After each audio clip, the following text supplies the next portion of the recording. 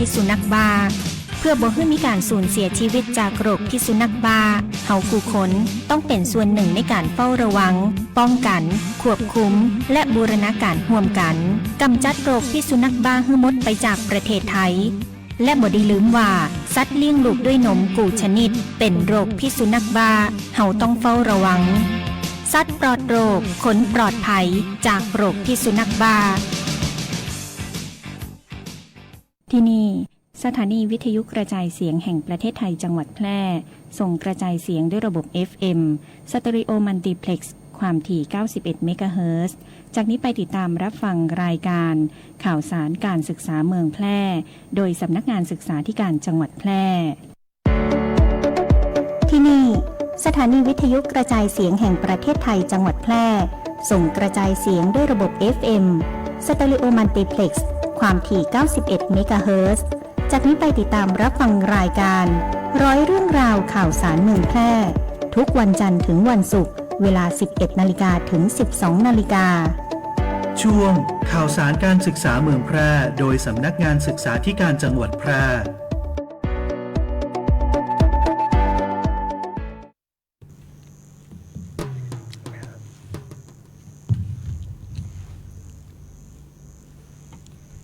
ค่ะก็สวัสดีท่านผู้ชมและท่านผู้ฟังนะคะทางสพทแพร่ FM 91เมกะเฮิรตซ์ทุกท่านค่ะในวันนี้นะคะข่าวสารการศึกษาของสำนักงานศึกษาธิการจังหวัดแพร่ค่ะก็ดำเนินการโดยนะคะดิฉันนางรจนากาแก้วค่ะผู้อำนวยการกลุ่มลูกเสือยุวกาชาติและกิจการนักเรียนค่ะพร้อมด้วยน้องสาโรจน์ชมสวนนะคะเจ้าหน้าที่บริหารงานทั่วไปชำนาญการค่ะงานครุสภาของจังหวัดแพร่นะคะสวัสดีน้องโตค่ะครับสวัสดีครับค่ะในวันนี้ก็จะมีเรื่องมาเล่ามาพูดมาคุยนะคะกับท่านผู้ชมและท่านผู้ฟังเนี่ยมากมายหลายข่าวด้วยกันนะคะค่ะก็ได้ทั้งนี้ก็ได้รับมอบหมายจากท่านวราพรฟูสามป๊อกค่ะท่านศึกษาธิการจังหวัดแพร่นะคะให้เราสองคนได้มาดำเนินรายการในวันนี้ค่ะค่ะในข่าวแรกนะคะก็ช่วงนี้ก็เป็นช่วงที่เปิดเทอมนะคะเพิ่งเปิดเทอมเพิ่งวันที่18นะเมื่อวานที่ผ่านมานี่เองเพราะฉะนั้นเรื่องแรกที่เราจะมาพูดคุยกันก็คือเรื่องของการเตรียมการนะคะรับเปิดเทอมนะคะโดยเป็นข่าวของกระทรวงศึกษาธิการค่ะโดยรัฐมนตรีว่าการกระทรวงศึกษาธิการนะคะค่ะท่าน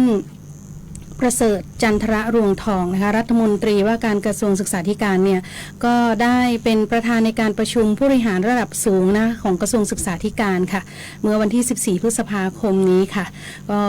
ได้เตรียมพร้อมสำหรับการเปิดภาคเรียนนะคะปีการศึกษา2569อย่างรอบด้านค่ะโดยนะคะสพทค่ะสำนักงานคณะกรรมการการศึกษาขั้นพื้นฐานนะคะ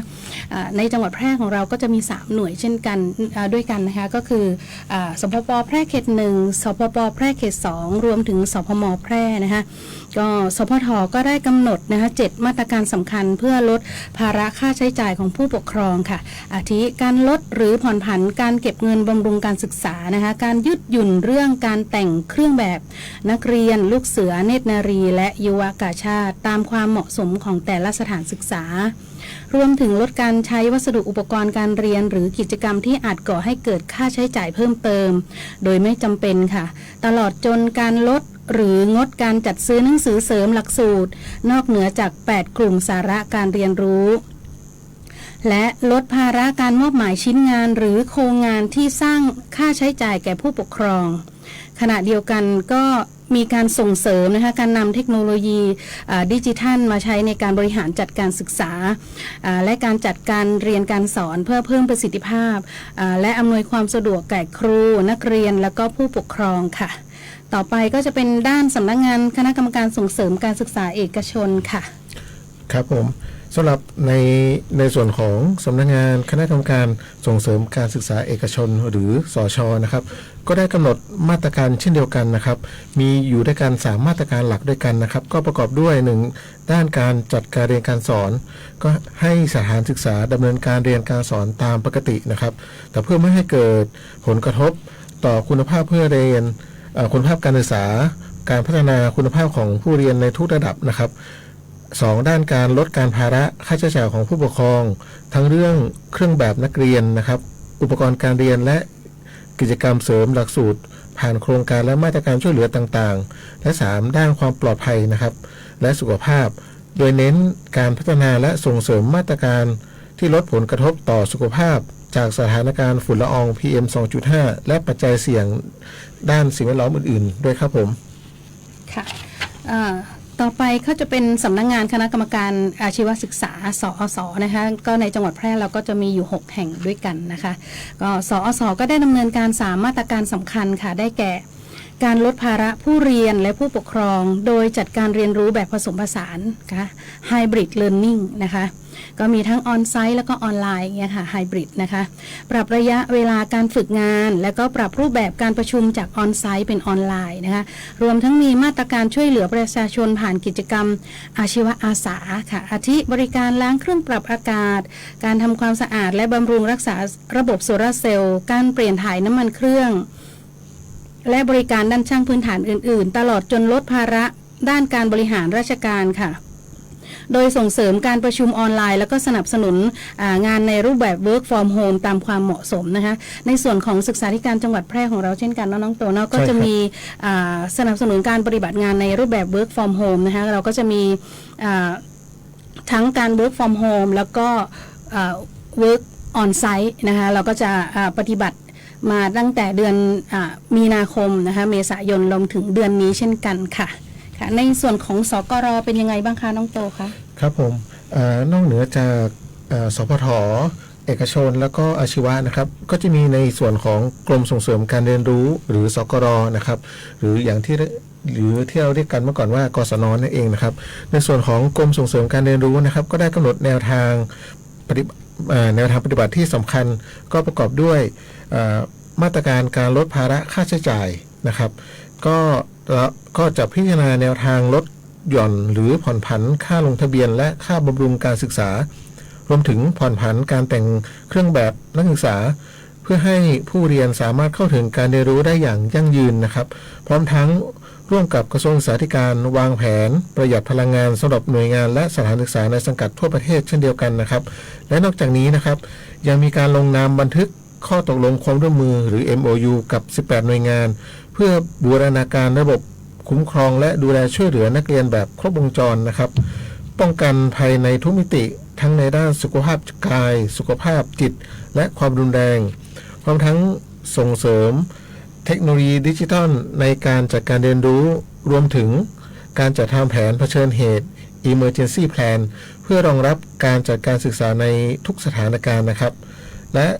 นอกเหนือจากนี้นะครับยังมีการดำเนินการโครงการเพื่อลดภาระค่าใช้จ่ายของผู้ปกครองควบคู่กันไปในช่วงภาวะค่าครองชีพสูงนะครับโดยองค์การค้าของสำนักงานส่งเสริมสวัสดิการและสวัสดิภาพครูและบุคลากรทางการศึกษาหรือสกสคนะครับก็ได้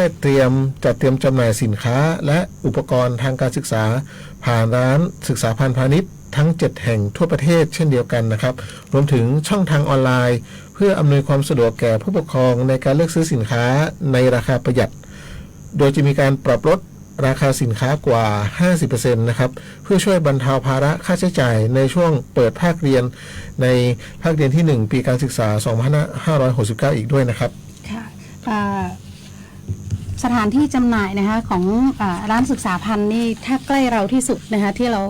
ได้ไปหาซื้อนะคะสินค้าประจำก็คืออยู่ที่จังหวัดอุตรดิตถ์ค่ะน้องโตอันนี้ใกล้ของจังหวัดแพร่เราที่สุดนะคะอันนี้ก็จะได้แจ้งนำเรียนผู้ปกครองและนะคะในส่วนของธนาคารออมสินค่ะพอเห็นว่าผู้ปกครองเนี่ยจะมีภาระนะคะจะมีภาระค่าใช้จ่ายมากมายในช่วงของการในห่วงของการเปิดเทอมนะคะก็มีแคมเปญนะคะมีกิจกรรมที่เป็นการลดภาระเปิดเทอมใหม่สบายใจกว่าเดิมค่ะด้วยสินเชื่อธนาคารประชาชนต้อนรับเปิดเทอมค่ะเราจะมีวงเงินสูงสุดนะคะ 10,000 บาทนะคะเป็นอัตราดอกเบี้ยคงที่นะคะร้อยละ 0.60 ต่อเดือนแล้วก็ผ่อน12เดือนค่ะ 10,000 บาทเนี่ยมีวงเงินให้ 10,000 บาทนะคะผ่อน12เดือนก็เดือนละไม่ถึง1,000 บาท น้องโตเนาะ ครับผม ค่ะแล้วก็ที่สำคัญก็คือไม่มีหลักประกันค่ะอันนี้ก็ต้องการที่จะช่วยเหลือนะคะผู้ปกครองนะคะในการที่จะนำไปใช้จ่ายนะคะให้กับบุตรหลานในห่วงของช่วงของการเปิดเทอมนะคะค่าเทอมค่าอะไรต่างๆนะคะก็ธนาคารออมสินค่ะธนาคารออมสินสาขาสูงเม่นนะคะเบอร์โทรศัพท์054-631-637 แล้วก็มีเบอร์มือถือนะคะ092-757-9515 ก็จะมีนะคะวงเงินกู้เนี่ย 5,000 บาทนะคะจะมีเงินต้น417 บาทนะคะเงินดอกเบี้ย30 บาทก็เงินค่างวดก็447 บาทค่ะต่อเดือนค่ะวงเงินกู้ 7,000 บาทนะคะเงินต้นอยู่ที่584 บาทค่ะดอกเบี้ย42 บาทรวมทั้งสิ้นเราจะจ่ายอยู่626 บาทค่ะและถ้าท่านจะใช้วงเงินกู้ 10,000 บาทเนี่ยก็มีเงินต้น834 บาทค่ะมีดอกเบี้ย60 บาทก็รวมทั้งหมดก็ไม่ถึง900 บาทนะคะ894 บาทและนี้ก็จะเป็นการแบ่งเบาค่ะน้องโตมีรายละเอียดด้วยใช่ไหมคะใช่ครับส่วนรายละเอียดเพิ่มเติมนะครับสินเชื่อนี้จะเรียกว่า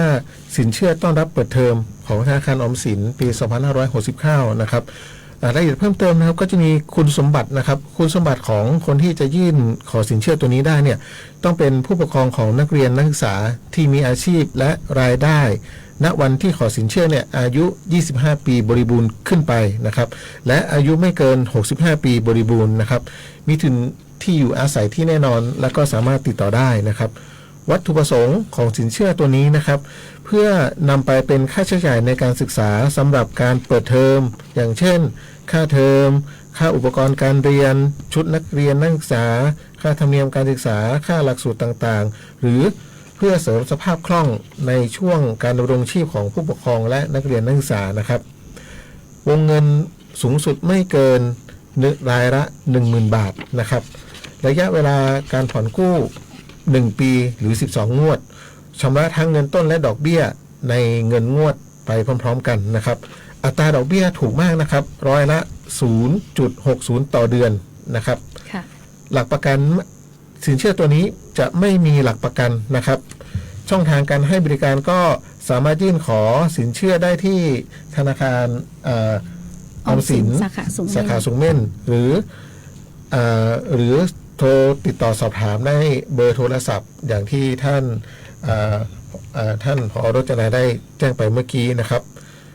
ส่วนระยะเวลาการยื่นขอสินเชื่อเนี่ยก็ได้ตั้งแต่บัดนี้ก็คือตั้งแต่เดือนพฤษภาคมจนถึงเดือนกรกฎาคมขออภัยครับจนถึงเดือนกรกฎาคมนะครับ31 กรกฎาคมเลยเนาะใช่ครับมีเวลาให้กับผู้ปกครองเนี่ยได้ยื่นเรื่องนะคะนานอยู่พอสมควรนะคะทีนี้เราก็จะย้อนกลับนะคะเรายังอยู่ในห่วงของข่าวสารของกระทรวงศึกษาธิการเนาะทีนี้พอผู้ปกครองได้แบ่งเบาภาระแล้วว่าเราจะหาเงินที่ไหนมาช่วยเหลือเด็กๆเนี่ยทีนี้กระทรวงศึกษาธิการก็จะมีการขับเคลื่อนนะคะนโยบาย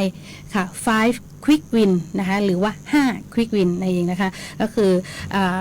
การ 5 Quick Win เนี่ยก็เพื่อสร้างความเชื่อมั่นค่ะคืนความสุขให้ครูและนักเรียนนะคะแล้วก็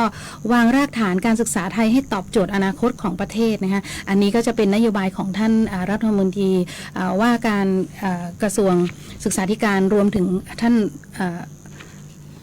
รัฐมนตรีช่วยด้วยนะคะค่ะQuick Win 1นะคะก็มุ่งลดภาระงานครูค่ะภายใต้แนวคิดค่ะลดภาระงานครูต้องไม่สร้างภาระงานใหม่นะคะ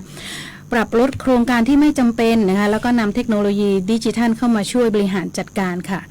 Quick Win 2ค่ะมุ่งพัฒนากำลังคนสายอาชีพให้ตรงกับความต้องการของตลาดแรงงานด้วยการยกระดับวิชาชีพและความร่วมมือกับภาคเอกชนค่ะ Quick Win Tree ค่ะมุ่งสร้างสถานศึกษาให้เป็นพื้นที่ปลอดภัยนะคะเดี๋ยวสักครู่เราจะไปพูดถึงเรื่องการ kick off นะคะค่ะ Quick Win Tree เนี่ยมุ่งสร้างสถานศึกษาให้เป็นพื้นที่ปลอดภัยผ่านการจัดตั้งศูนย์พิทักษ์สิทธิและเสรีภาพนะคะเพื่อดูแลสิทธิและสุขภาพจิตของนักเรียนครูและบุคลากรทางการศึกษานะคะ Quick Win 4 and 5 นะคะก็เน้นการพัฒนาศักยภาพผู้เรียนผ่านทุน ODOS ค่ะและทุนการศึกษาร่วมกับกองทุนเพื่อความเสมอภาคทางการศึกษานะคะกสศนั่นเองนะคะควบคู่กับการปรับหลักสูตรและส่งเสริมการเรียนรู้ตลอดชีวิตค่ะก็เตรียมจัดตั้งนะคะ Learning Hub ค่ะและก็ศูนย์บ่มเพาะทักษะด้าน Soft Power นะคะและเทคโนโลยีเพื่อพัฒนาทักษะแห่งอนาคตให้แก่ประชาชนทุกคนเห็นไหมคะก็กระทรวงศึกษาธิการก็จะมีบทบาทสำคัญเนาะในการพัฒนาทักษะกำลังคนแล้วก็สร้างนวัตกรรมน้องโตเนาะค่ะค่ะในต่อกิจกรรมต่อไปนะคะอันนี้ก็จะกลับมาที่จังหวัดแพร่ของเราแล้วนะคะตะกี้เป็นกิจกรรมของส่วนกลางที่ว่าจะมีนโยบายที่จะให้จังหวัดของเรานะคะจังหวัดของเราเนี่ยได้ทำกิจกรรมต่างๆนะคะเพื่อเตรียมในการต้อนรับกิจกรรมในห่วงของการเปิดเทอมในครั้งนี้นะคะทีนี้ในส่วนของศูนย์เสมารักษ์ค่ะศูนย์เสมารักษ์สำนักงานศึกษาธิการจังหวัดแพร่นะคะก็นำโดยท่านวราพรฟูสามป๊อกนะคะท่านศึกษาธิการจังหวัดแพร่นะคะหัวหน้าศูนย์เสมารักษ์นะคะสำนักงานศึกษาธิการจังหวัดแพร่เนี่ยก็มีนะคะเตรียมนะคะที่จะจัดกิจกรรม Kick Off ค่ะโครงการเปิดภาคเรียนอย่างปลอดภัยนักเรียนห่างไกลบุหรี่ไฟฟ้าและยาเสพติดค่ะประจำปีพุทธศักราช 2569 นะคะเป็นปีการศึกษานะคะเป็นประจำปีการศึกษา 2569 ท่านวราพรก็จะจัดในวันที่22 พฤษภาคมวันศุกร์นี้นะคะเราก็จะมารวมพลกันนะคะพสน.ในเขตอำเภอเมืองแพร่เนี่ยเราก็จะมารวมพลกันที่สำนักงานศึกษาธิการจังหวัดแพร่ที่ตั้งของศูนย์เสมารักษ์สทจ.แพร่นั่นเองนะคะในเวลาตั้งแต่ 8:30 นาทีเป็นต้นไปเพราะว่าในห่วงของ 9 นาฬิกาเราก็จะเป็นการจัดกิจกรรม Kick Off นะคะโครงการเปิดภาคเรียนอย่างปลอดภัยนักเรียนห่างไกลบุหรี่ไฟฟ้าและยาเสพติดนะคะและในส่วนของอำเภอต่างๆรอบนอกนะคะน้องโตก็จะมีอย่างเช่นหนองมุ้งไคอำเภอสูงเม่นอำเภอ2น้องกวางหรือว่าลองนะคะวังชิ้นเด่นชัยอย่างเงี้ยก็อำเภอต่างๆเนี่ยก็จะมีศูนย์นะคะจะมีที่ตั้งของศูนย์เสมารักษ์ประจำอำเภอนะคะส่วนใหญ่ก็จะอยู่ที่โรงเรียนมัธยมประจำอำเภอนะคะอำเภอรองก็จะเป็นโรงเรียนรองวิทยาอะไรอย่างเงี้ยค่ะโรงเรียนร้องกวางก็จะอำเภอร้องกวางก็จะเป็นโรงเรียนร้องกวางอนุสรณ์เงี้ยค่ะก็เราก็จะเชิญชวนนะคะพสน.ในแต่ละอำเภอนะคะได้เข้าร่วมกิจกรรม Kick Off นะคะในแต่ละศูนย์เครือข่ายประจำอำเภอของท่านนะคะซึ่งในวันนี้ก็จะมีหนังสือนะคะแจ้งไปยังหน่วยงานนะคะมีวัตถุประสงค์หลายอย่างเลยนะคะน้องโตมีอะไรบ้างคะสำหรับกิจกรรม Kick Off ตัวนี้นะครับวัตถุประสงค์หลักเลยนะครับก็เพื่อเป็นการเฝ้าระวังและป้องกันและคุ้มครองดูแลช่วยเหลือความประพฤตินักเรียนนักศึกษาในช่วงเปิดภาคเรียนนะครับเพื่อให้น้องๆนักเรียนนักศึกษาเนี่ยมีความปลอดภัยในทุกมิติและเพื่อสร้างความเชื่อมั่นให้กับนักเรียนนักศึกษาครูและบุคลากรทางการศึกษาสถานศึกษาผู้ปกครองชุมชนประชาชนทั่วไปด้วยนะครับและที่สำคัญนะครับในศตวรรษที่ 21 เนี่ยจะต้องเป็นการรับรู้และมีส่วนร่วมของหน่วยงานที่เกี่ยวข้องทั้งในและนอกสังกัดกระทรวงศึกษาธิการทั้งภาครัฐและเอกชนทั้งหมดนะครับก็ต้องร่วมมือกันบูรณาการร่วมกันในการทำหน้าที่คุ้มครองดูแลส่งเสริมช่วยเหลือและแก้ไขปัญหานักเรียนนักศึกษาที่ประพฤติตนไม่เหมาะสมนะครับตลอดจนการปลูกฝังและป้องปรามและช่วยเหลือนักเรียนนักศึกษาให้สอดคล้องกับนโยบายของกระทรวงศึกษาธิการที่มุ่งมั่นให้ผู้เรียนเนี่ยเรียนดีมีความสุขนะครับรวมทั้งนอกเหนือจากกระทรวงศึกษาธิการแล้วนะครับในส่วนของจังหวัดแพร่นะครับก็ได้เปิดปฏิบัติการเมืองแพร่ปลอดภัยเซฟแพร่ปีที่2เช่นเดียวกันนะครับซึ่งจะมีความเกี่ยวเนื่องและต่อเนื่องกันนะครับอันนี้นำโดยท่านผู้ว่าราชการจังหวัดแพร่เนาะใช่ครับ จุดประสงค์ก็เพื่อกวาดล้างและแก้ไขปัญหายาเสพติดภายในพื้นที่อย่างเร่งด่วนนะครับโดยเราจะสรุปสาระสำคัญของปฏิบัติการในครั้งนี้นะครับเอาเป็น 4 อย่างด้วยกันอย่างแรกนะครับก็คือระยะเวลาในการดำเนินการนะครับก็จะอยู่ในช่วงของวันที่13 พฤษภาถึง26 มิถุนายนนะครับก็จะใช้ระยะเวลาประมาณ45 วันนะครับแนวคิดสำหรับเมืองแพร่ปลอดภัยเซฟแพร่ปีที่2นะครับเราจะใช้แนวคิดหลักคือ3รั้วป้องกันนะครับก็คือ1รั้วครอบครัว2รั้วโรงเรียนและ3รั้วชุมชนและสังคมนะครับโดยจะบูรณาการทุกภาคส่วนทั้งฝ่ายปกครองตำรวจทหารและสาธารณสุขร่วมมือกันนะครับ 3. พื้นที่เป้าหมายนะครับ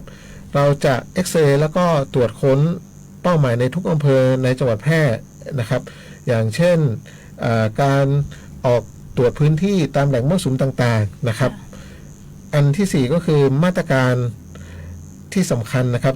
ก็จะมีอยู่ด้วยกันอยู่4มาตรการนะครับ 1. ด้านการป้องกัน 2. ด้านการปราบปราม 3. ด้านการบำบัดและรักษา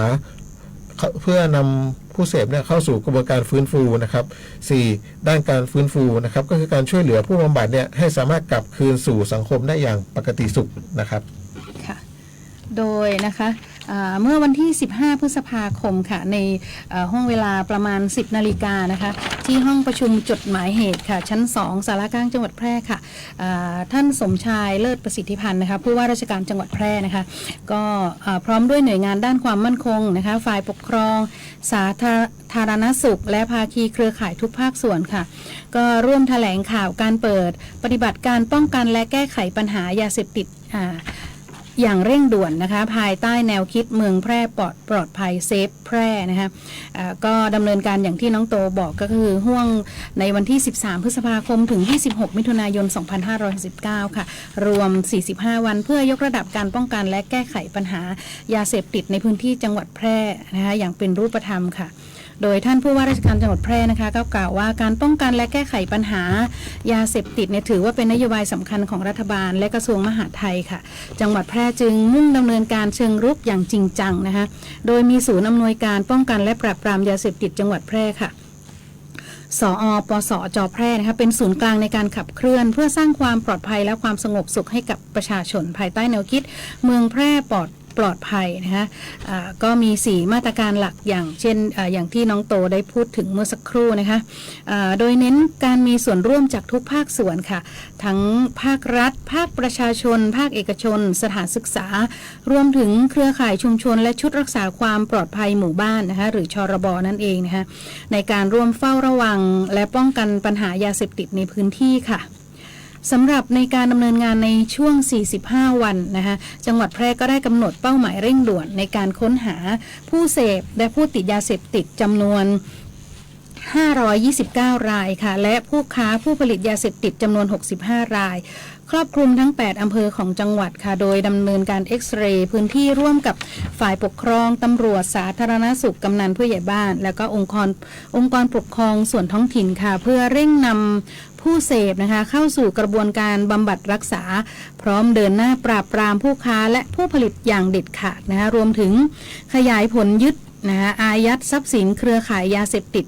ขณะเดียวกันก็ยังมีการตั้งจุดตรวจจุดสกัดแล้วก็การจัดระเบียบสังคมในการสร้างภูมิคุ้มกันเด็กและเยาวชนผ่านโครงการยุวสิงห์มหาดไทยค่ะรวมถึงการใช้กลไกกองทุนแม่ของแผ่นดินและศูนย์ฟื้นฟูสภาพทางสังคมอำเภอเพื่อช่วยเหลือผู้ผ่านการบำบัดให้กลับคืนสู่สังคมอย่างยั่งยืนภายใต้คำขวัญวันต่อต้านยาเสพติดโลกนะคะปี 2569 ค่ะรวมพลังไทยต้านภัยยาเสพติดค่ะอันนี้ก็จะเป็นกิจกรรมที่จะทำจนถึงวันที่ 26 มิถุนายน 2569 นั่นเองนะคะค่ะในห้วงนี้ก็อยากจะคืนเวลาให้กับทางสถานีนะคะเพื่อจะพักฟังสิ่งที่น่าสนใจสักครู่ค่ะเดี๋ยวสักครู่มาเจอกันใหม่ค่ะ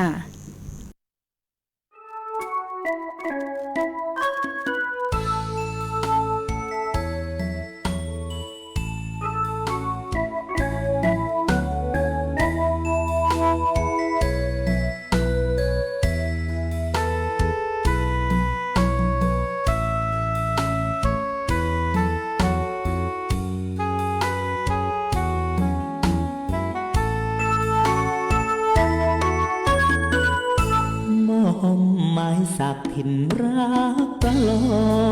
งช่อแห่สีเมืองลือเรื่องแพะเมืองพี่ทุกถ้อยคำกล่าวถึงเมืองคนดี กี่วันเดือนปีคนแพร่นี้ใจงามละออก้าวหน้าเรืองรุ่งจากโบราณไกล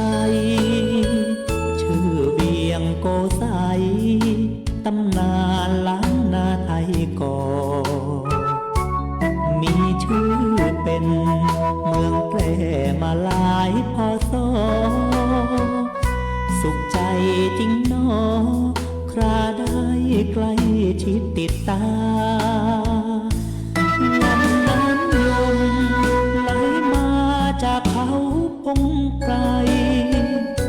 ดังทานน้ำใจของคนเมืองแพร่ใจงามงามป่าเขางามวัดวาอารามจดจำฝังใจถ้าใครได้เยือนถิ่นนี้ขอรักเมืองแพร่แน่จริงด้วยใจอยู่กินถิ่นไหนส่งใจคิดถึงน้องพี่แม้มีบุญได้ร่วมทางชีวิตจะช่วยคนดีปลูกรักทำกินร่วมกัน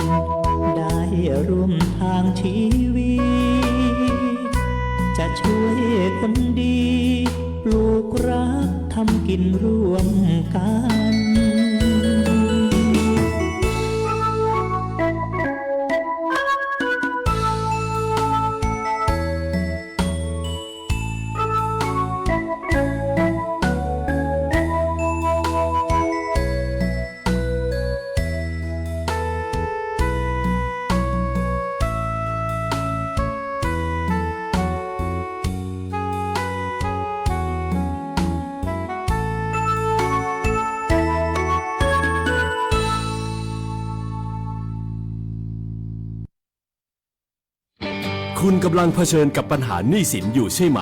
อย่าเพิ่งหมดหวังทุกปัญหามีทางออกธนาคารแห่งประเทศไทยมีคำแนะนำและข้อมูลที่เป็นประโยชน์ที่จะช่วยคุณจัดการหนี้ให้ถูกวิธีหากต้องการคำปรึกษาทางการเงินโทร1213แล้วกดต่อ99เป็นหนี้ต้องแก้ไขเริ่มต้นใหม่อย่างยั่งยืนย้ำอีกครั้งธนาคารแห่งประเทศไทยโทร1213ชัดเจนกับเรื่องง่ายๆที่คุณต้องรู้ประกันภัยพรบคุ้มครองค่ารักษาพยาบาลเบื้องต้นถึงผู้ขับและผู้โดยสารเมื่อเกิดอุบัติเหตุบนท้องถนนชัวร์ได้มากกว่ากับประกันภัยรถภาคสมัครใจครอบคลุมความเสียหายต่อตัวรถความรับผิดชอบต่อบุคคลภายนอกมีหลายระดับความคุ้มครองที่เลือกคือเหมาะกับคุณบ่ได้ลืม3เช็คก่อนออกเดินทางเช็คสภาพรถให้มั่นใจเช็คสภาพคนให้พร้อมและเช็ควันหมดอายุของประกันภัยทุกการขับขี่ชัดเช็คชัวร์ไปด้วยกันคปภ.คุ้มครองผู้ทำประกันภัยคุ้มครองคุณ แค่ 3 ปีความเสียหายจากอาชญากรรมไซเบอร์ของคนไทยพุ่งทะลุถึง 94,000 ล้านบาทหรือเฉลี่ยปีละ 30,000 ล้านบาททุก1ชั่วโมงเราเสียเงินกว่า 3.4 ล้านบาทให้กับมิจฉาชีพออนไลน์โจรไม่เห็นใจคนอาชีพไหนอายุเท่าไหร่สถานะทางการเงินแบบใดหมอพ่อค้านักธุรกิจนักเรียนแม่บ้านข้าราชการเกษียณทุกคนตกเป็นเหยื่อได้เสมอและวันหนึ่งอาจเป็นคุณหรือคนที่คุณรักเพราะจุดอ่อนร่วมของเหยื่อคือความเร่งรีบขาดสติหรือแม้แต่บางครั้งก็เกิดความโลภจนเกินไปอย่าปล่อยให้การกดคลิกเดียวลิงก์เดียวทำให้โจรยิ้มกว้างวันนี้ถึงเวลาแล้วที่คนไทยทุกคนจะต้องร่วมมือกันสร้างภูมิคุ้มกันอาชญากรรมไซเบอร์ช่วยกันหยุดก่อนที่ภัยไซเบอร์จะทำให้คนที่คุณรักและตัวคุณเองกลายเป็นเหยื่อค่ะในช่วงที่2นะคะเราก็กลับมาพบกันอีกครั้งหนึ่งนะคะในข่าวสารการศึกษาเมืองแพร่นะคะจัดโดยสำนักงานศึกษาที่การจังหวัดแพร่ค่ะโดยอำนวยการโดยท่านศึกษาธิการจังหวัดแพร่นะคะท่านวราพรฟูสามป๊อกค่ะในห่วงนี้นะคะในช่วงนี้ก็จะให้น้องสาโรจน์ชมสวนนะคะซึ่งเป็นเจ้าหน้าที่งานครุสภาจังหวัดแพร่ของเรานะคะก็ได้มาพูดคุยในเรื่องของรางวัลสมเด็จเจ้าฟ้ามหาจักรีนะคะครั้งที่7ปีพุทธศักราช2570ของจังหวัดแพร่ค่ะเชิญน้องสาโรจน์ค่ะครับและในช่วงนี้นะครับจะเป็นช่วงของเข้าสู่การคัดเลือกครูผู้สมควรได้รับรางวัลพระราชทานสมเด็จเจ้าฟ้ามหาจักรีประจำครั้งที่7ประจำปี2570นะครับของประเทศไทยนะครับโดยรางวัลนี้นะครับที่มานะครับก็เนื่องด้วยในวโรกาสที่สมเด็จพระกนิษฐาธิราชเจ้านะครับกรมสมเด็จพระเทพพระรัตนราชสุดาสยามบรมราชกุมารีนะครับทรงมีพระชนมายุครบ60 พรรษาเมื่อปีพ.ศ. 2558นะครับสำนักงานเลขาธิการครุสภานะครับร่วมกับผู้ปฏิบัติงานด้านการศึกษาในส่วนที่เกี่ยวข้องทั้งหมดนะครับได้ขอพระราชทานพระราชานุญาตจัดตั้งรางวัลในระดับนานาชาติเพื่อเฉลิมพระเกียรติให้กับพระองค์ในด้านปรีชาด้านการศึกษานะครับที่ทรงอุทิศพระองค์เพื่อส่งเสริมการศึกษาให้เด็กและเยาวชนมาโดยตลอดโดยทรงพระกรุณาโปรดเกล้าพระราชทานพระราชานุญาตให้ตั้งพระนามรางวัลนี้ว่ารางวัลสมเด็จเจ้าฟ้ามหาจักรีนะครับและทรงพระราชทานพระราชานุญาตให้จัดตั้งมูลนิธิรางวัลสมเด็จเจ้าฟ้ามหาจักรีนะครับเพื่อเป็นองค์กรหลักในการวางแผนและดำเนินการคัดเลือกครูรางวัลพระราชทานรางวัลสมเด็จเจ้าฟ้ามหาจักรีเพื่อโดยมีวัตถุประสงค์เพื่อยกย่องเชิดชูเกียรติครูผู้สร้างความเปลี่ยนแปลงในชีวิตของลูกศิษย์สร้างคุณประโยชน์ต่อการศึกษาในประเทศต่างๆในภูมิภาคเอเชียตะวันออกเฉียงใต้นะครับและในครั้งที่7นี้ปีพ.ศ. 2570นะครับมูลนิธิรางวัลสมเด็จเจ้าฟ้ามหาจักรีได้ขยายรางวัลในภูมิภาคเอเชียออกขึ้นอีก3ประเทศรวมเป็น14ประเทศนอกเหนือจากเอเชียตะวันออกเฉียงใต้ติมอร์เลสเตจะมีเพิ่มอีก3ประเทศเข้ามานะครับก็คือประเทศบังคลาเทศปูตานและมองโกเลียนะครับโดยจะดำเนินการคัดเลือกทุกๆ2ปีนะครับซึ่งครูผู้ที่ได้รับการคัดเลือกจะได้รับการคัดเลือกจากคณะกรรมการในระดับจังหวัดเสนอเข้าไปที่คณะกรรมการส่วนกลางและคณะกรรมการมูลนิธิรางวัลสมเด็จเจ้าฟ้ามหาจักรีจะเป็นผู้พิจารณารางวัลนี้นะครับ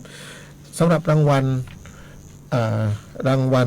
ของประเทศไทยนะครับจะมีอยู่ด้วยกันทั้งหมด4รางวัลนะครับครูที่ได้คะแนนสูงสุดนะครับจะได้รับรางวัลสมเด็จเจ้าฟ้ามหาจักรีซึ่งมีเพียง1คนนะครับรองลงมาจะได้รับรางวัลคุณากรนะครับจะมีอยู่ด้วยกันทั้งหมด2คนนะครับลำดับถัดมานะครับจะได้รับรางวัลครูยิ่งคุณนะครับจำนวน17คนและผู้ที่ผ่านการคัดเลือกในระดับจังหวัดเข้าสู่ส่วนกลางนะครับ เบื้องต้นจะได้รับรางวัลครูควรสิทธิ์เป็นพื้นฐานนะครับสำหรับจังหวัดแพร่ของเรานะครับได้ดำเนินการคัดเลือกมาทั้งหมด6ครั้งครั้งนี้เป็นครั้งที่7นะครับโดยจังหวัดแพร่ของเรานะครับมีครูได้รับรางวัลครูผู้สมควรได้รับรางวัลเจ้าฟ้าสมเด็จเจ้าฟ้ามหาจักรีตัวนี้นะครับอยู่ด้วยกันทั้งหมด7ท่านนะครับซึ่งครั้งแรกนะครับเมื่อปี 2558 ก็จะมีคุณครูวิทยาสุริยะนะครับได้รับรางวัลครูควรสิทธิ์ปีพศ 2560 จะเป็นครูจันมณีวันนะครับครูจากโรงเรียนกีฬาอบจ.แพร่ได้รับรางวัลครูควรสิทธิ์นะครับครั้งที่3ปี 2562 ครูกัลยาตะมะครุฑจากโรงเรียนบ้านสลกได้รับรางวัลครูควรสิทธิ์ครั้งที่4ปี 2564 ก็จะเป็นคุณครูไพรวันชาญชัยวีรพันธ์จากโรงเรียนวัดเมธังกรวาสได้รางวัลครูควรสิทธิ์ครั้งที่5ปี 2566 คุณครูวินัยจีน่าโสดครูจากสกรอำเภอ2ได้รับรางวัลครูยิ่งคุณและครั้งที่6ปี 2568 จังหวัดแพร่ได้รับจัดสรรโควต้าจำนวน2ท่านก็คือคุณครูอเนกสุภาครูจากโรงเรียนรองวิทยาและท่านผู้อำนวยการอมรเผ่าเมืองผู้อำนวยการโรงเรียนราชประชานุเคราะห์ 25 จังหวัดแพร่ได้รับรางวัลครูขวัญสิทธิ์นะครับ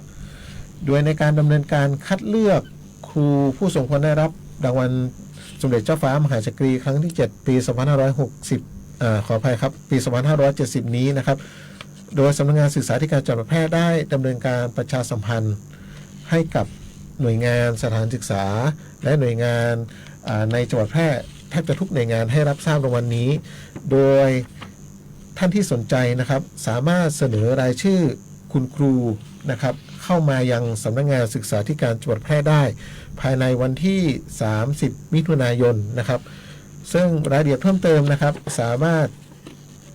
ติดต่อสอบถามได้ที่สำนักงานศึกษาธิการจังหวัดแพร่ในส่วนของงานครูสปาจังหวัดแพร่นะครับเบอร์โทรศัพท์ 054-520-807 นะครับเบอร์โทรศัพท์ 054-520-807 นะครับซึ่งครูที่จะได้รับการเสนอชื่อนะครับจะมีคุณสมบัติหลักๆอยู่2คุณสมบัตินะครับคือ 1. เป็นผู้สร้างการเปลี่ยนแปลงในชีวิตของลูกศิษย์และ 2. เป็นผู้ที่มีคุณูปการต่อการศึกษาครับท่านผอ.รจนาครับลองแยกว่าข้อ1เนี่ยครูผู้สร้างการเปลี่ยนแปลงในชีวิตลูกศิษย์เนี่ยมีอะไรบ้างคะครับคุณสมบัติหลักเลยของรางวัลนี้นะครับอย่างที่ผมเกริ่นไปว่าจะมีอยู่คุณสมบัติหลักๆอยู่2อันนะครับก็คือ 1. เป็นผู้สร้างการเปลี่ยนแปลงในชีวิตของลูกศิษย์และ 2. เป็นผู้ที่มีคุณูปการต่อการศึกษานะครับสำหรับคุณสมบัติแรกนะครับเป็นผู้สร้างการเปลี่ยนแปลงในชีวิตของลูกศิษย์เนี่ยคุณครูนะครับจะต้องเป็นผู้สร้างแรงบันดาลใจในการจัดการเรียนรู้ให้ลูกศิษย์มีความเจริญก้าวหน้าและความสำเร็จในชีวิตมีความอุตสาหะในการปฏิบัติภารกิจจากความเป็นครูมาโดยตลอดด้วยจิตวิญญาณของความเป็นครูนะครับซึ่งเราจะพิจารณาจากข้อมูลในเชิงประจักษ์เป็นหลักนะครับอย่างเช่น 1. การสร้างแรงบันดาลใจโดยการกระตุ้นหรือปลุกพลังกายในจิตใจของลูกศิษย์ให้เกิดแรงจูงใจแรงผลักดันเพื่อให้มีความมุ่งมั่นที่จะบรรลุเป้าหมายในการเรียนและในชีวิตนะครับรวมทั้งการจัดการเรียนรู้ให้ลูกศิษย์มีความเจริญก้าวหน้า 3. มีความอุตสาหะในการปฏิบัติภารกิจความเป็นครู 4. เป็นแบบอย่างที่ดีด้านคุณธรรมและจริยธรรม 5. มีลูกศิษย์ที่ประสบความสำเร็จในหลากหลายแวดวงอาชีพรวมถึงให้การยกย่องคุณงามความดีของคุณครูนะครับและคุณสมบัติอันที่2ที่เป็นคุณสมบัติหลักนะครับก็คือเป็นผู้มีคุณูปการต่อการศึกษาคุณครูจะต้องปฏิบัติงานสอนหรือการจัดการเรียนการรู้การจัดการเรียนการสอนด้วยความทุ่มเทเสียสละและมีแนวทางการดำเนินงานที่เหมาะสมศึกษาค้นคว้าและพัฒนาการเรียนการสอนอยู่สม่ำเสมอนะครับมีความแตกฉานทั้งในด้านเนื้อหาและวิธีการจัดการเรียนรู้ให้ก้าวทันโลกนะครับโดยเราจะพิจารณาจาก 1. การปฏิบัติงานสอนหรือการจัดการเรียนรู้ 2. ดูจากการศึกษาค้นคว้าและการพัฒนาการสอนนะครับ 3. การใช้ประโยชน์จากเทคโนโลยีเพื่อการเรียนรู้และการพัฒนาคุณภาพชีวิตรวมถึงการประยุกต์ใช้เทคโนโลยีหรือนวัตกรรมมาใช้กับลูกศิษย์ด้วยนะครับ 4. ปฏิบัติการสอนหรือการจัดการเรียนรู้โดยคำนึงถึงการอนุรักษ์และพัฒนาสิ่งแวดล้อม 5. มีผลงานที่ได้รับการยกย่องเป็นแบบอย่างที่ดีแก่เพื่อนครูรวมถึงผู้บริหารนะครับและสามารถนำไปใช้ปฏิบัติงานได้จริง 6. มีผลงานหรือนวัตกรรมที่มีคุณภาพสามารถนำไปเผยแพร่ได้ครับผมค่ะก็ฝากประชาสัมพันธ์นะคะเชิญชวนคุณครูทุกท่านนะคะในจังหวัดแพร่นะคะอย่างที่ผ่านๆมานะคุณครูนะคะแม้แต่ในภาคส่วนของคุณครูสกรนะคะหรือคุณครูจากท้องถิ่นนะคะแล้วก็รวมถึงคุณครูจากในส่วนของสพทหรือว่าอาชีวศึกษาอย่างเงี้ยค่ะเราไม่ปิดกั้นเราให้ทุกท่านที่เป็นครูนะคะที่มีความมุ่งมั่นตั้งใจในการสอนศิษย์นะคะให้ได้มามีศิษย์ได้มารับรางวัลนะคะรางวัลนี้เป็นรางวัลที่เป็นมงคลยิ่งของชีวิตเลยนะคะในความเป็นครูค่ะต่อไปก็จะเหลือเวลาอีก 5-6 นาทีก็จะเป็นข่าวฝากนะคะประชาสัมพันธ์จากสำนักงานวัฒนธรรมจังหวัดแพร่ค่ะอันนี้น้องสาโรจน์ก็จะมีเขาเรียกว่าในวันที่25เนาะเราก็จะมีกิจกรรมเนาะงานประเพณีไหว้พระพุทธโกษัยสิริชัยมหาสักยมุนีนะคะประจำปี 2569 เนี่ยก็จะเป็นกิจกรรมใหญ่เลยนะคะเป็นเขาเรียกว่าเป็นงานประจำปีของจังหวัดเรานะนอกเหนือจากงานประจำปีของไหว้พระธาตุช่อแห่ตรงหลวงแล้วเนี่ยก็จะเป็นงานนี้นะคะที่สำคัญมากๆเช่นกันก็คืองานประเพณีไหว้พระพุทธโกษัยสิริชัยมหาสักยมุนีนะคะซึ่งจะมีประชาชนนะคะหน่วยงานทางราชการหรือว่าเอกชนอะไรต่างๆเนี่ยเข้าร่วมนะคะทุกภาคส่วนเลยนะคะที่เราได้ร่วมกิจกรรมที่นี้ในส่วนของสำนักงานวัฒนธรรมจังหวัดแพร่ค่ะก็ฝากประชาสัมพันธ์นะมี 2-3 กิจกรรมด้วยกันค่ะสำหรับเด็กและเยาวชนนะรวมถึงประชาชนทั่วไปด้วยค่ะเชิญน้องโตค่ะครับผมสำหรับงานประเพณีไหว้พระพุทธโกษัยสิริชัยมหาสักยมุนีประจำปี 2569 ก็มีกิจกรรมดีๆให้สำหรับน้องๆนักเรียนในระดับมัธยมศึกษาตอนปลายนะครับมารวมทีมร่วมแข่งขันการประกวดโต้วาทีนะครับในครับผมในหัวข้อเด็กรุ่นใหม่กับการเข้าวัดนะครับเป็นหัวข้อที่น่าสนใจนะครับโดยจะใช้วิธีการจับฉลากเลือกประเด็นย่อยในวันแข่งขันนะครับชิงเงินรางวัลรวมกว่า 10,000 บาทนะครับพร้อมเกียรติบัตรสำหรับทุกทีมที่เข้าร่วมการแข่งขันนะครับคุณสมบัติของผู้ที่จะเข้าแข่งขันนะครับก็ให้สำหรับน้องๆนักเรียนมัธยมศึกษาตอนปลายนะครับอายุระหว่าง 15 ถึง 18 ปีสมัครแข่งขันเป็นทีมละ 5 คนนะครับโดยจะทำการแข่งขันในวันเสาร์ที่ 30 พฤษภาคม 2569 เริ่มแข่งขันตั้งแต่เวลา 9 นาฬิกาเป็นต้นไปณวัดพระบาทมิ่งเมืองนะครับสำหรับน้องๆที่สนใจนะครับก็รวมทีมกันให้ได้ 5 คนนะครับเปิดรับสมัครได้ตั้งแต่วันนี้นะครับจนถึงวันที่ 28 พฤษภาคม 2569 ซึ่งจะสมัครผ่านระบบออนไลน์นะครับโดยน้องๆนะครับติดต่อโดยตรงได้ที่สำนักงานวัฒนธรรมจังหวัดแพร่ใน Facebook ใช่ไหมคะรวมถึงมีเบอร์โทรด้วยครับผมหรือสามารถสอบถามรายละเอียดเพิ่มเติมได้ที่ ID Lineขออภัยครับ@icemedia นะครับหรือโทรสอบถามเพิ่มเติมตามเบอร์โทรศัพท์ได้ที่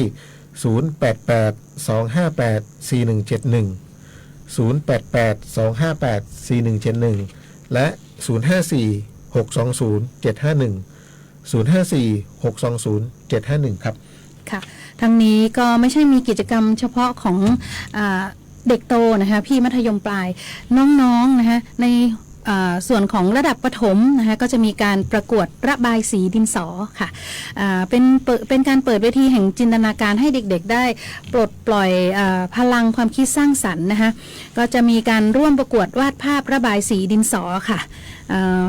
จะชิงเงินรางวัลรวมกว่า 10,000 บาทเลยนะคะพร้อมกับเกียรติบัตรสำหรับผู้ร่วมประกวดทุกๆคนเลยนะคะก็เปิดโอกาสให้กับเด็กๆนะคะทุกคนเลย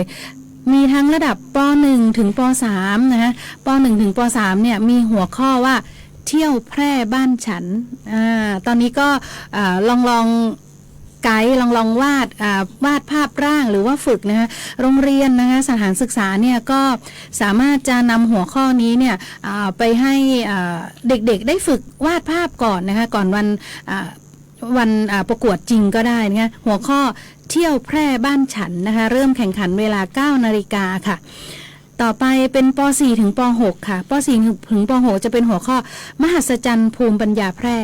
ต่างกันนะคะป .1 ถึงป .3 เนี่ยหัวข้อเที่ยวแพร่บ้านฉันค่ะป .4 ถึงป .6 หัวข้อมหัศจรรย์ภูมิปัญญาแพร่ค่ะอันนี้จะเริ่มแข่งขันในห่วงเวลาของบ่ายโมงนะคะในวันที่30นะคะอันนี้ขอโทษค่ะอันนี้จะเป็นวันที่28พฤษภาคมอันนี้จะไปแข่งที่วัดพระบาทมิ่งเมืองวรวิหารเลยนะคะวันที่28เนี่ยวันที่30จะเป็นโต้วาทีเนาะวันที่28นี้จะเป็นประกวดระบายสีดินสอค่ะนักเรียนป .1 ถึงป .6 นะคะค่ะและนะคะในวันเสาร์ที่30นะคะพฤษภาคมเช่นกันค่ะอันนี้จะเป็นทั้งนักเรียนนักศึกษาแล้วก็เยาวชนผู้รักในงานศิลปะดิจิทัลค่ะร่วมประชันฝีมือในกิจกรรมการแข่งขันวาดภาพการ์ตูนนะคะดิจิทัลเพนติ้งหมายความว่าการแข่งขันครั้งนี้ผู้เข้าแข่งขันจะต้องมี iPad จะต้องนำ iPad ของตนเองไปด้วยนะคะอันนี้จะชิงเงินรางวัลรวมกว่า 15,000 บาทพร้อมกับเกียรติบัตรสำหรับผู้เข้าร่วมแข่งขันทุกคนค่ะหัวข้อการแข่งขันนะคะงานวัดพระบาทมิ่งเมืองค่ะ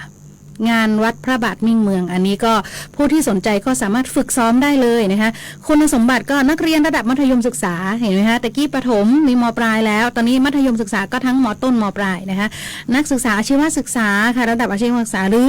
บุคคลทั่วไปที่อายุไม่เกิน23ปีค่ะไม่จำกัดเพศนะคะก็มีการใช้โปรแกรมนะคะใช้โปรแกรม Photoshop นะคะคลิปสตูดิโอเพนท์หรือว่าอะไรต่างๆเนี้ยเราก็สามารถที่จะไปดูรายละเอียดได้นะคะก็ในวันนี้นะคะก็จะมีข่าวมากมายเลยนะคะก็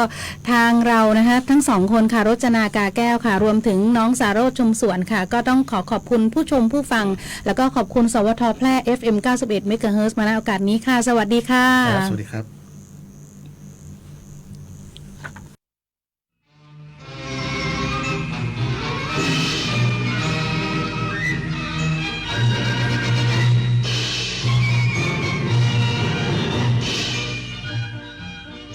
ที่นี่